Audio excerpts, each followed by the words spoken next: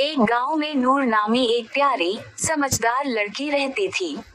वो हमेशा दूसरों की मदद करती और हर काम में ईमानदारी दिखाती। उसी गांव में एक लड़का जान भी रहता था, जो थोड़ा शरारती लेकिन दिल का बहुत अच्छा था। एक दिन स्कूल में सफाई मुहिम का ऐलान हुआ। सब बच्चे खेलने में मसरूफ थे, मगर नूर अकेली कचरा चुन रही थी।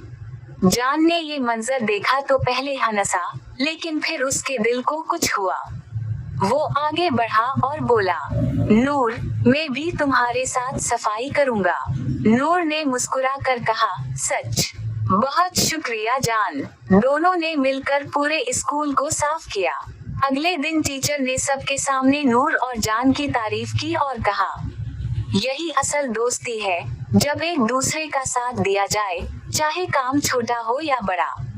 उसी दिन से नूर और जान न सिर्फ दोस्त बन गए, बल्कि गांव भर में सफाई, दरख्त लगाने और दूसरों की मदद करने का पैगाम भी देने लगे। अखलाकी सबक। सच्ची दोस्ती वही है जहां नेकी में साथ दिया जाए और छोटे काम मिलकर बड़े बन जाएं।